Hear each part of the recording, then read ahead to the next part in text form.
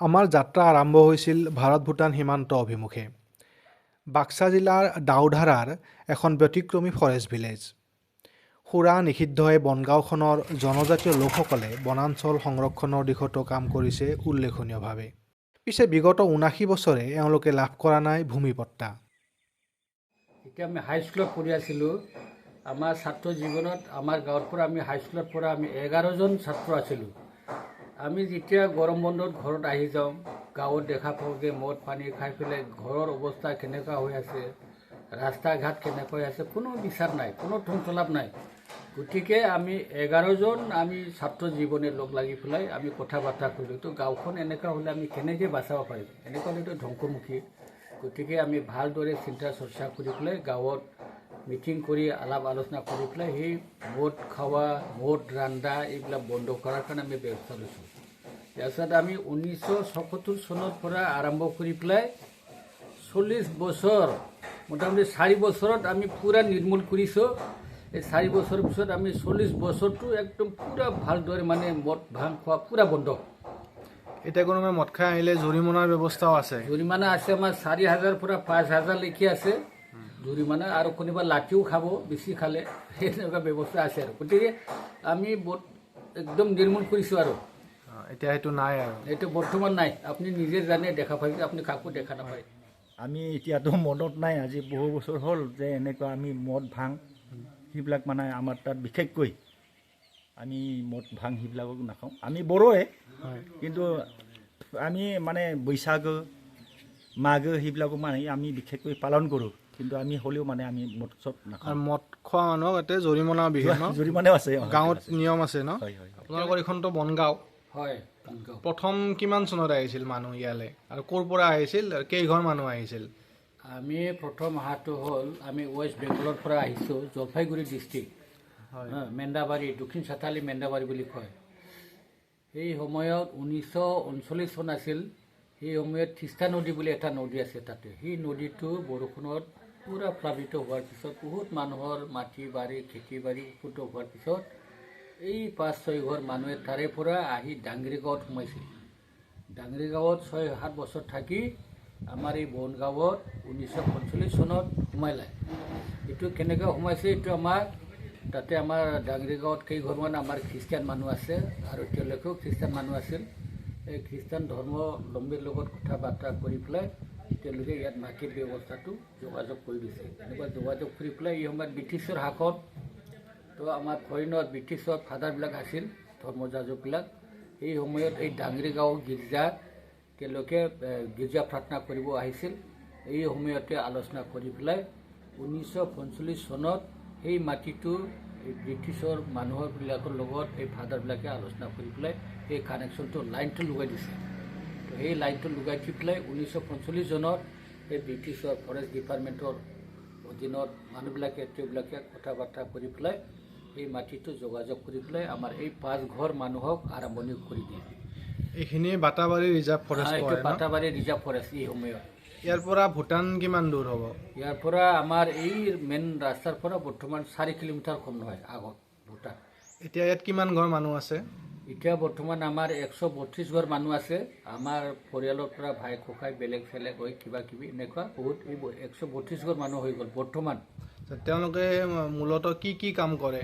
আমাৰ বৰ্তমান এই আমাৰ এই অঞ্চলত এই বনগাঁও এৰিয়াত আমাৰ চবচে শ্ৰেষ্ঠ আমাৰ খেতিয়ে, আৰু কিছুমান বস্তি মাটিত বা তামোল খেতি কৰে, আৰু ছিজনত এই কচু, তিল, মাহৰ দালি এইবিলাক কৰে। আৰু কিছু ধান খেতিটোৱে মূল খেতি। ধান খেতিটো একদম মূল খেতি আমাৰ। আৰু উৎসৱ হিচাপে কি কি পালন কৰে? বৰদিনটো পালন কৰে আপোনালোকে? উৎসৱ হিচাপে আমাৰ খ্ৰীষ্টীয় ধৰ্ম হিচাপে আমি 2টা উৎসৱ, ইষ্টাৰ ছানডে বুলি কয়, গুড ফ্ৰাইডেৰ পিছত এইটো এটা আমি কৰোঁ। আৰু চবচে 1 নম্বৰ ডাঙৰ উৎসৱ হিচাপে আমাৰ খ্ৰীষ্টমাছটো, বৰদিন। 1945 চনত আমি এতিয়া আহিছোঁ, কাৰণ কি আমি বিশেষকৈ মানে আমি এনে কৈছোঁহি আপোনাক, মানে বস্তুটো আমাৰ মা দেউতা ককা সেইবিলাক আহি পেলাই এতিয়া আছিল।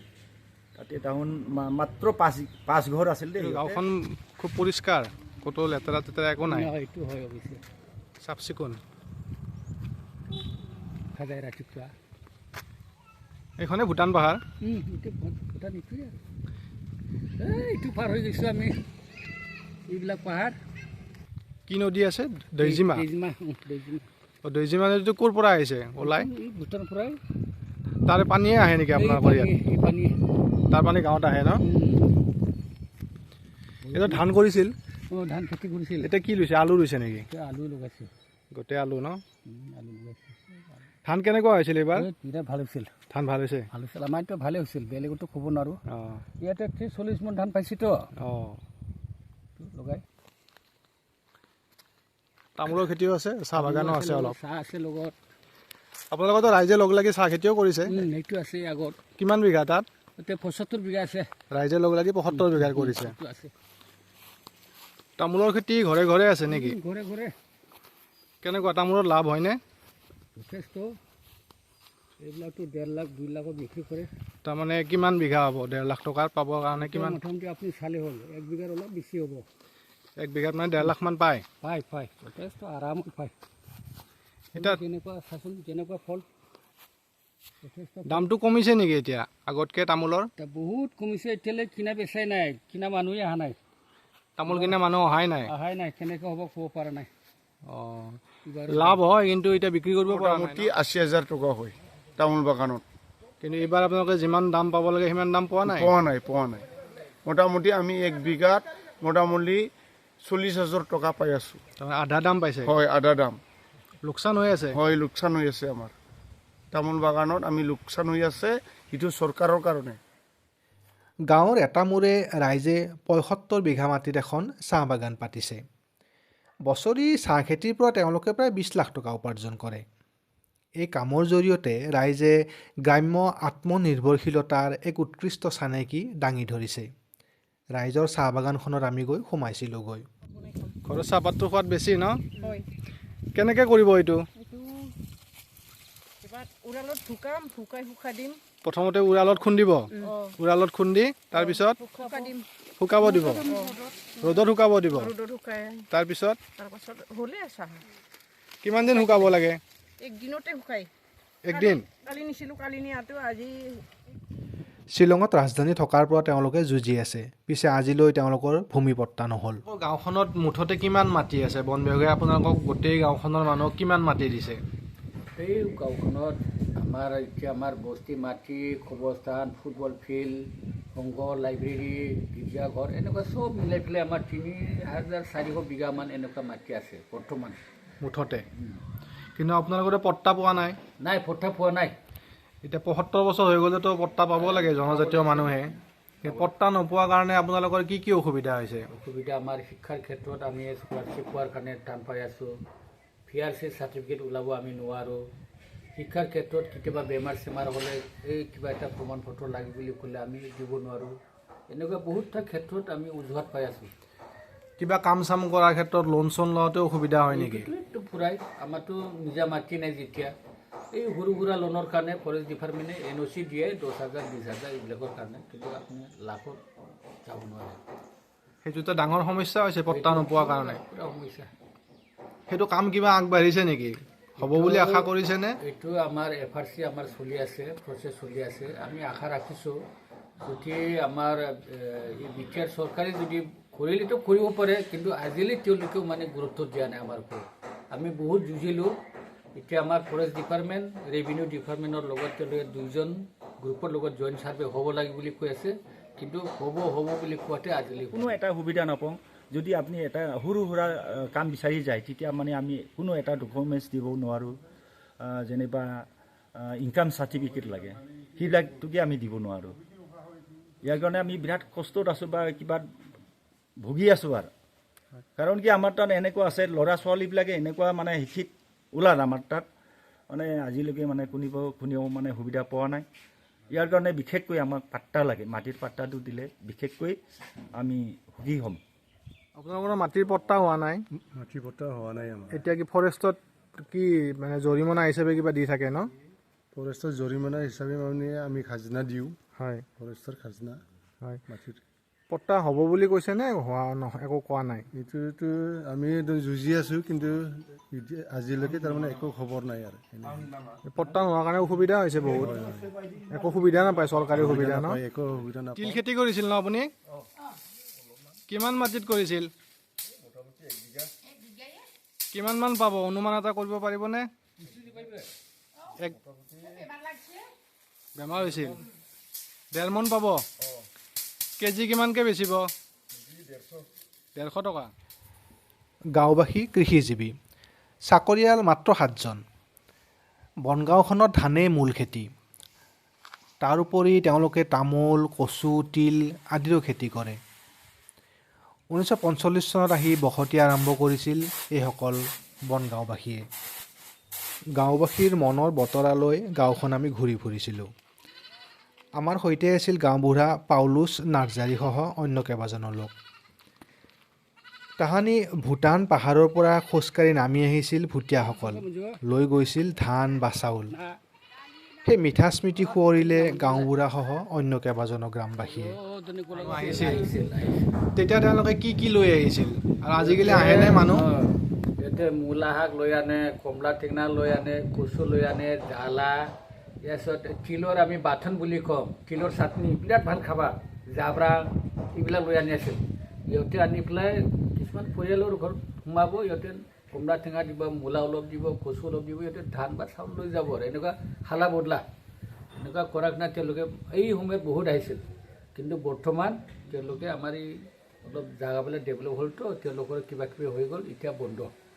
এনেই পাতলা পাতলিকৈ আহে, এতিয়া জানুৱাৰীত আহিব তেওঁলোকে এই কমলা টেঙা বদলাৰ কাৰণে কিবা কিবি গাঁৱত কুৰ্মা বুলি মাতিছিল ন? খুৰমা বুলি সুখী বান্ধিছিল কিছুমান মানুহৰ লগত। এই খুৰমা ঘৰত আহিব, ভাত পানী খায়, ৰান্ধি খায় তেওঁলোকে। এতিয়াও কমকৈ আহে আৰু কমকৈ আহে। লৈ আহিব কমলা টেঙা, কমলা টেঙা, মূলা, কচু এইকেইটা আনি গাঁৱত তাৰমানে দিয়ে আৰু এই দিয়াৰ বিনিময়ত তাৰমানে চাউল বা ধান খুজি লৈ যায় আৰু এনেহেন। আজিকালি আহেনে নাহে? আজিকালিও আহে, অহাটো এই ডিচেম্বৰ মাহত আহে, ডিচেম্বৰ জানুৱাৰী এনেকুৱা মাহত আহি থাকে ইয়াতে, হয় হয় হয় মানে মানুহৰ ঘৰত থাকে। হয়। আগতেতো খোজকাঢ়ি আহিছিল। আগতে খোজকাঢ়ি আছিল, কিন্তু আজিকালি তাৰমানে সিহঁতৰ গোটেই গাড়ী ঘোঁৰা হ'ল, ইয়াৰ কাৰণে এতিয়া গাড়ী দি আহি তাৰমানে গাঁৱৰ সীমাটো আগতে এইখিনিলৈকে আছিল, এইফালৰ পৰা সেইফালে চব জংঘল আছিল একদম পুৰা জংঘল প্ৰথম। প্ৰথম। তাৰপিছত লাহে লাহে মানুহ বাঢ়িল, বেছিকৈ আহিল ন? তাৰপিছত অলপ এতিয়া হেৰি হ'ল, বাঢ়ি গ'ল আৰু। আপোনালোকৰ তাতে হাতীৰ উৎপাতটো নাই বোধ হয়? নাই, বৰ্তমান নাই। ঘৰ ভাঙা কিবা ভাঙা এইবিলাক নাই আমাৰ ইয়াত। কিন্তু মানাহ যে ৰাষ্ট্ৰীয় উদ্যান আছে, বাঘ চাঘে কিবা দিগদাৰ দিয়ে নেকি? এইটো মাজে মাজে এই মানে এতিয়াতো গৰু প্ৰায় মোটামুটি নাইয়ে, এতিয়া এই ছাগলীবিলাক আহি পেলাই মাজে মাজে খায়। ছাগলী খায় ন? কিন্তু হাতীয়ে একো দিগদাৰ নিদিয়ে? নাই, হাতী নাই, হাতী একো দিগদাৰ নাই। কেনেকুৱা প্ৰস্তুতি? বৰদিনটো আহিল। বৰদিনৰ সুস্থি আমি এনেকুৱা ডেক'ৰেশ্যনৰ কাৰণে লাগি আছে, যোজা কৰি আছে, যিমান কি কৰিব পাৰোঁ। কেইদিন হ'ব? একদিনে হ'বনে নে বেছি? এইটো আমাৰ 25 তাৰিখ 24 তাৰিখ ৰাতিৰ পৰাতো হয়, 25 তাৰিখ দিনটো থাকিব। অঁ 26 তাৰিখে আমাৰ আৰু এটা প্ৰেয়াৰ থাকে। অঁ 25 তাৰিখ 26 তাৰিখ এই দুদিন প্ৰেয়াৰ হ'ব। হয়, ইয়াৰ পিছত আমি ৰাইজত এনেই কিবা কিবি খাওঁ আৰু অঁ এক গোট হৈ পেলাই, ল'ৰা ছোৱালী বুঢ়া বুঢ়ী, ইয়াতে চাহ পানীৰ লগত পিঠা চিঠা, আৰু আমি গাহৰি মাৰোঁ, 3-4টা গাহৰি মাৰিম, ৰাইজতে খাম আৰু। গাঁৱৰ সীমাৰ পৰাই আৰম্ভ হৈছে বাটাবাৰী সংৰক্ষিত বনাঞ্চল। পিছে নিয়ম মানিহে হাবিত সোমাব পাৰে গাঁৱৰ ৰাইজ। চাইকেল বা ঠেলা নহয়, কিন্তু প্ৰয়োজনত কান্ধতহে আনিব পাৰে সামান্য খৰি। আপোনালোকেতো বহুত গছ ৰুইছে ইয়াতে, গছপুলি। হয়, কি কি গছপুলি ৰুইছে আৰু কিমান মান ৰুইছে? গছটো আমি মোটামুটি মাটি হ'ব আমাৰ 200 হেক্টৰ না কিমান বা মাটি আমি লগাটো। ইয়াতে গাছ পুলি আছে 1 লাখৰ ওপৰত আছে। ইয়াতে গাছটো আমাৰ বিশেষভাৱে আমি এই চিৰিজ গাছ আছে, কৰচ আছে, সোণলু আছে, ঘামাৰি আছে, জাগাই জাগাই শিমুল আছে, আউজাৰ আছে, ইয়াৰ পিছত কি বুলি কয় খৈৰাটো নাই, কিন্তু সোণলু আছে। এনেকৈ 6-8 বিধৰ গাছ আমি পূৰা লগাই দিছোঁ। পূৰা আমি বনাঞ্চল গাঁও হিচাপে বনগাঁও ফৰেষ্ট ভিলেজে এইখিনি আমি আমাৰ ফৰেষ্ট ডিপাৰ্টমেণ্টৰ লগত লৈ পেলাই আমি একেলগে লগ লাগি এইখিনি আমি সহায় কৰি পেলাই আমি লগাই দিছোঁ। গাঁওখন ইয়াতে শেষ হৈছে। গাঁওখন ইয়াতে হে ইয়াৰ পৰা ইফালে আৰু জংঘল আৰম্ভ হৈছে। জংঘল বাটাবাৰী ফৰেষ্ট ৰিজাৰ্ভ আৰম্ভ হৈছে। ৰিজাৰ্ভৰ আণ্ডাৰত কিন্তু গছটো মানুহে কাটিব নোৱাৰে, নিয়ম কৰিছে নাই, বৰ্তমান আপোনালোকে? আমি গাছ নাকাটা নিয়মটো আমি কৰিছোঁহে। এইটো আমি কৰিছোঁ, কাঁচা কাঠ যদি আমি কাটা দেখা পাওঁ ডিপাৰ্টমেণ্টটো পালেতো ধৰিবই, জেলো খাব লাগিব। এইটো আমি নিয়ম কৰি দিছোঁ। আপোনালোকেও পহৰা দি থাকে গছৰ? গছৰ পৰা আমাৰ এইটো ইয়াতে আমাৰ থাকিয়েই মানুহ, ডিপাৰ্টমেণ্টৰ মানুহ আহে, ফৰেষ্টৰ অফিচাৰৰ মানুহ আহে, SSBও আহে। কিন্তু আপোনালোকৰ ধৰক গাঁৱত লগা হ'ল কিবা কাৰণে, গছ লগা হ'ল, তেতিয়া কি কৰে? বিয়া আহিল, কিবা আহিল? এইটো আমি পাৰ্মিশ্যন লৈ পেলাই কৰোঁ। এইটো আমি ফৰেষ্টত আমি দৰখাস্ত এটা দিম, তো আমাৰ গাঁৱত এনেকুৱা বিয়া আছে বা কাজ আছে, আমাৰ শুকান কৰি আছে, গতিকে আমাক শুকান কৰি অলপ দিব লাগে।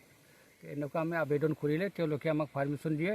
কিন্তু চাইকেল নিব নিদিয়ে, ডাঙৰ গছ কটাৰ কাৰণে খুটাৰ আপুনি ল'ব নোৱাৰে। আপুনি খান্দি দি যি পাৰে, গাঁৱৰ মানুহ 15-20 জন যাব, লৈ আনিব আৰু। তাৰমানে এতিয়া মানুহ ফৰেষ্টত নোসোমায়? নোসোমায়। আগতে খৰি খেৰ আনিছিল, খৰি খেৰ আনিছিল, গাছো কাটি আনিছিল, আজিকালি নানে। আজিকালি নানে। আজি মোটামুটি 8-10 বছৰ নিচিনা হ'ল দে। কিন্তু জনজাতীয় মানুহবিলাকেতো বিভিন্ন দৰৱ চৰৱ বিচাৰি যায় গাঁৱত, জংঘলৰ ভিতৰলৈ, তেনেকৈ কোনোবাই যায় নেকি? আমাৰ ইয়াত আমি এনেকুৱা নিদিওঁ, দৰৱৰ বিচাৰ কৰাটো আমি এনেকুৱা দিয়া নাই। কাৰোবাৰ যদি গোপন হিচাপে 2-এজন যায় নেকিটো আমি বিশেষ নাজানো, কিন্তু খোলা হিচাপে এনেকুৱা পাৰ্মিশ্যন নিদিয়ে। তাৰমানে ফৰেষ্টত সোমোৱা একেবাৰে নিষিদ্ধ? নিষিদ্ধ কৰি দিছে। সেইটো কাৰণে কি লাভ হৈছে বুলি ভাবে? আমাৰতো লাভ সেইটোৱে হৈছে, যিটো আমি গছ গছনি বাচি গ'ল। আমাৰ প্ৰাকৃতিক দুৰ্যোগৰ কাৰণেতো আমাৰ বৰষুণ বতাহ একো আমি নাপাওঁ হৈছে, খেতিৰ কাৰণে গৰম কিবা কিবি। তো সেইবিলাক গাছ উঠাৰ পৰা আমি এনেকুৱা সকাহ পাইছোঁ, ঠাণ্ডাও পাইছোঁ, জাগাও শান্তি হৈছে। পানী বতৰতো বৰষুণ লাগাম আৰু কিছু হ'লেও আমি বৰষুণ পাই আছোঁ। এইবাৰতো ভাল বৰষুণ আমি মাজে মাজে পাই আছোঁ। এইবিলাক কাৰণে আমি লাভ হৈছে, আমাৰ যথেষ্ট আমাৰ লাভ হৈছে। যদি আমি সেইটো নকৰিলেও হয়। আৰু পাহাৰুৱা পানী যেনেকুৱা দৌৰি আহে, তেওঁলোকে প্ৰটেকশ্যন দি আছে, নহ'লে পূৰা গাঁওখনৰ ফ্লাট হৈ যায়। চব মানে গৰা খহনীয়া কিবা কিবি। এই গছ ৰোৱা কিমান বছৰ হ'ল আপোনালোকৰ? এইটো মোটামুটি 6-7 বছৰমান হ'ল। 7 বছৰমানৰ পৰা ৰুইছে? এইটো নতুনটো, এই আগত আছে পুৰণা। প্ৰথম কিমান বছৰ, কেতিয়া ৰুইছিল, কিমান চনত ৰুইছিল প্ৰথম যেতিয়া ৰুইছিল গছ? পুৰণাটো ক'ব গ'লে এইটোতো আগত আমি পাহাৰত 25 দিনলৈকে ঘৰ বান্ধি পেলাই থকা আছিল। 25 দিন আপুনি গাছ ৰুই দিবই লাগিব ফৰেষ্ট ডিপাৰ্টমেণ্টক। ইয়াতে আমি 25 দিনৰ কাৰণে খোৱা খাদ্য চব লৈ যাম। তাতে এটা ঘৰ আছিল, এই ঘৰত থাকি পেলাই মানুহবিলাক গাছ পুলি ডিপাৰ্টমেণ্টৰ মানুহে লাইন লগাই দিব। ইহঁতে শাল, সেগুন, গামাৰি, ধুনীয়া ধুনীয়া গাছ। তাৰমানে আগতে জংঘলত 25 দিনলৈকে কেম্প পাতি আছিল? কেম্প পাতি আছিল। কেম্প পাতি থাকি তাতে গছ ৰুইছিল? গছ লগাইছিল। সেইটো কি বাধ্যতামূলক আছিল? একদম বাধ্যতামূলক। তেনেকৈ গাঁৱৰ চব মানুহে গৈছিল? আৰু এইটো কৰাৰ কাৰণে আপুনি বছৰত এটা ঘৰৰ কাৰণে খেৰ পাব, এটা ঘৰৰ কাৰণে খুটা পাব, ভাল খুটা পাব। খেৰ আৰু খুটা দিছিল? খুটা দিছিল। তাৰমানে গছ ৰুব লাগে, তাৰ কাৰণে খেৰ আৰু খুটা দিছিল? আৰু খৰিটো পাব ফ্ৰী, ইও শুকান খৰি। এই গছবিলাক আপোনালোকে ৰোৱা নেকি? আমি ৰোৱা চব। কিমান মান গছ ৰুইছে? বহুত আছে, লাখৰ ওপৰত। কি কি গছ আছে ইয়াত? আৰু কিবা আছে, কি বুলি কয়, সোণালু আছে, খৰচ আছে, এইটো কি বুলি কয়, চিৰিজ? চিৰিজ আছে, সোণাৰু, চিৰিজ, কৰচ। ইফালে আগত ভাওৰা আছে, ভাওৰা, এটা দুটা চেগুন আছে, গামাৰি আছে, বহুত আছে, বহুত জাতৰ গাছ। তাৰমানে গাঁওখন ইয়াতে শেষ? গাঁওখন ইয়াতে শেষ। এফালৰ পৰা এইখিনি কি বাটাবাৰী? এইটো বাটাবাৰী ফৰেষ্টৰ আণ্ডাৰত পৰে? পূৰা ফৰেষ্টৰ আণ্ডাৰত হৈ গ'ল। আৰু আপোনালোকে 1 লাখ মান গছ পুলি ৰুইছে এতিয়ালৈকে? একদম পূৰা আমি পূৰা লগাই দিলোঁ ডিপাৰ্টমেণ্টৰ কাৰণে। তেওঁলোকৰ মানুহ থাকিল, আমাৰো ফৰেষ্ট ভিলেজ হিচাপে আমি সহায় কৰিলোঁ। আৰু তাৰমানে আমি গাঁওখনৰ একেবাৰে সেই সীমাত আহি উপস্থিত হৈছোঁ? একদম পূৰা সীমা। উৎসৱ বা কিবা বিয়া বা কিবা এটা খাজ, তেতিয়া আমি ফৰেষ্টৰ যিটো অফিচত গৈ পেলাই আমি পাৰ্মিশ্যনটো লৈ পেলাই আমি পাহাৰত যাওঁ বা ওচৰতে খৰি আনো, ওচৰৰ পৰা আনো, শুকান কৰি আনো আৰু এনেকুৱা। নৱেম্বৰ মাহত কি কৰে, প্ৰাৰ্থনা কৰে? আমি নৱেম্বৰৰ 2 তাৰিখৰ পৰা 30 তাৰিখলৈকে আমি ইহঁতৰ কাৰণে প্ৰাৰ্থনা কৰোঁ। বনগাঁওবাসীৰ মনৰ বতৰালৈ আবেলি উভতি আহিছিলোঁ।